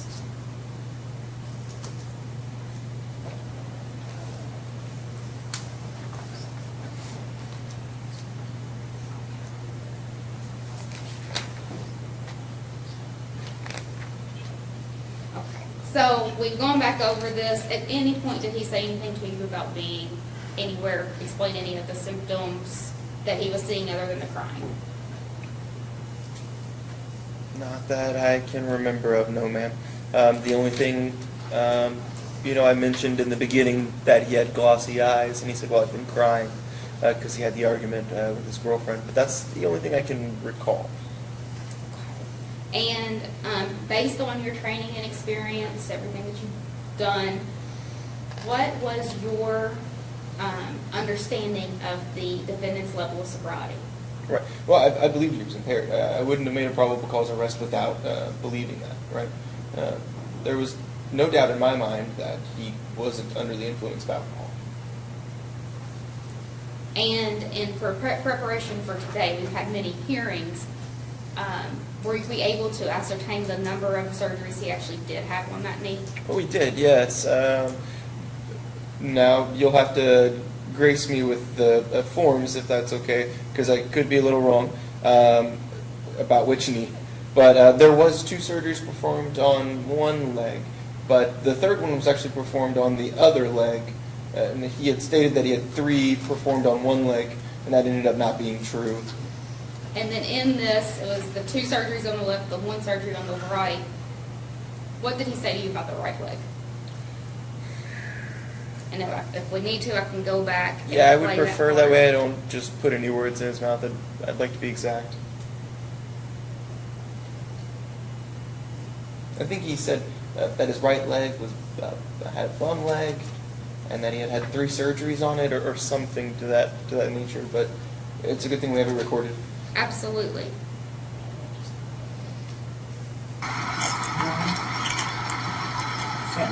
Okay, so for this next test, do you have anything that would prevent you from taking a balance test? I know you said one of your legs hurt, My left right? leg is back. Okay, so is there any way you could stand on that right leg for a balance test? Okay, so what I'm going to have you do is I'm going to have you stand with your feet together, arms down by your side once again. Yes, sir. I'm going to have you lift that foot that doesn't hurt, okay? Okay. Or the foot that wouldn't prevent you from taking any Can I sort of check my balance phone? test. Like my phone is getting blown out. Nope, it's okay. We'll do that here in a minute, okay? There are kind of more important things going on. Yes, sir. All right, so what I want you to do is I want you to lift that foot. So you said the one My leg right leg's good, my left leg's There you go. So I would have you lift that left leg, and I want you to, well, I'll show you, so just stay in that position, okay? So I'll demonstrate it for you. What you're going to do, It's right before the conducting of okay, the walking. so for this next test, sorry, what I'm going to have you do is come stand right here with your feet together, arms down by your side. Yes, sir. And then, so we're just going to imagine there's a straight line here, okay? I'm not actually going to draw out a line or Like anything. leaf, where that leaf is, that leaf. No, I'll explain it for you, okay? So what I want you to do is stand in this position. I want you to put your right heel on your left toe, just like this, okay? I do have a bum leg. That's okay. Which leg is it? My left leg. Would it prevent you from taking any sort of walking tests? I will say I will stumble when it gets to my left leg. Okay, all right. My leg will do fine. Okay, we'll keep that in consideration, okay? So just with your right heel, touch your left toe, just like this. Okay, and then just stay arms down to your side. Yes, sir. I want you to keep looking at your toes, and I'll explain what I want you to do, okay? So once I tell you to, you're going to take 9 heel-to-toe steps down. You're going to take a series of small steps, and then you're going to take 9 heel-to-toe steps back, okay? It'll look something like this. I'll demonstrate it for you. Yes, sir. So 1, 2, 3, small series of steps. 1, 2, 3. So it's not 3 straight, 3 back, like walking backwards. So, nope, you'll take a series of small steps and turn around. So what I did was I took 3, but you're going to take a full 9 steps down and a full 9 steps back, Will okay? we call it to that leaf over there? I would like you to look at your toes, count out loud, and then don't stop the test until you're finished, okay? I will say though, this leg I've had 3D surgery. Okay. I will. Sure, we'll keep it in the mind, all right, man? All right, so you may begin the test whenever you're ready. 2, 3, 4, 5, 6, 7, 8, 9, 11. Turn around. However you heard the test instructions. 1, 2, 3, 4, 5, 6, 7, 8, 9, 10. Okay, so for this next test, do you have anything that would prevent you from taking a balance test? I know you said How many tests did he take, or how many steps did he take back? 10 down and 10 back. one of your legs My hurt, left right? leg is back. Okay, so is there any way you could stand on that right leg for a balance test? Okay, so what I'm going to have you do is I'm going to have you stand with your feet together, arms down by your side. Once again, Yes, sir. I'm going to have you lift that foot that doesn't hurt, okay? Okay. Or the foot that wouldn't prevent you from taking any Can I sort of check my balance phone real test. quick? My phone is getting on that. Nope, it's okay. We'll do that here in a minute, okay? There are kind of more important things going on. Yes, sir. All right, so what I want you to do is I want you to lift that foot. So you said the one. And are you able to recall how long ago those surgeries were? Not off the top of my head. I know we have the documentation. I can't tell you off the top of my head, though. If I gave it to you, would you be able to tell us? Yeah, absolutely.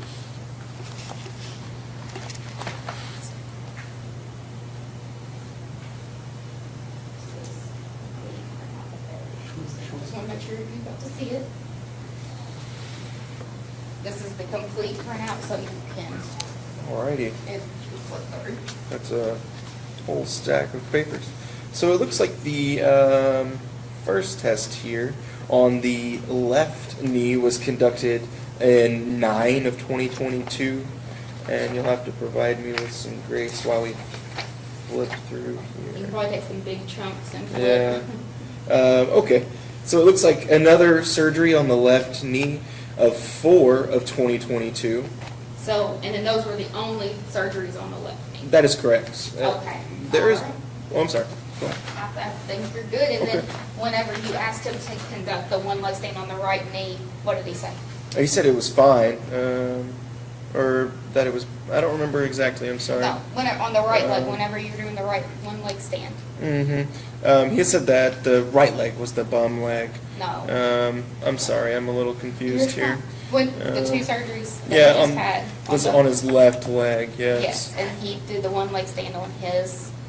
Objection, is she leading the witness? I mean, what is going on? I'm sorry. Yeah. I think I've confused my own witness, Yeah, and yeah, I it's okay. apologize. I will take that back from you. For sure. No, I'm- Yeah, the that's whole stack confusing of you. papers there was I- doing it to me. I should not have done that. I apologize. You had it before. I messed you up. Ultimately,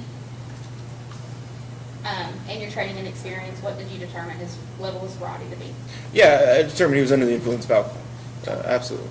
And did you make accommodations for him to perform well on the leg that was not injured while on scene talking to him and getting that information? Yes, ma'am. Yes. And Judge, may I publish this You to the may. jury? And this refusal, this is from the intoxilizer. Who wants to start with the intoxilizer? This is what the slip looks like, and we'll pass that around. Okay, Judge, I will pass the witness. Thank you. And I'll ask Mr. Hitch, before you before you begin, if the jury needs a break before Mr. Hitch begins this, and I see a yes. I will admonish you again, please, not to discuss the case among yourselves or to form any opinions before the case is submitted to you. Officer Garner will take you to the jury room. We'll see you back in about 10 minutes. You may stand, Officer Gentry. Thank you. Do you mind if I step down to use the restroom? Thank you, ma'am. Turns out.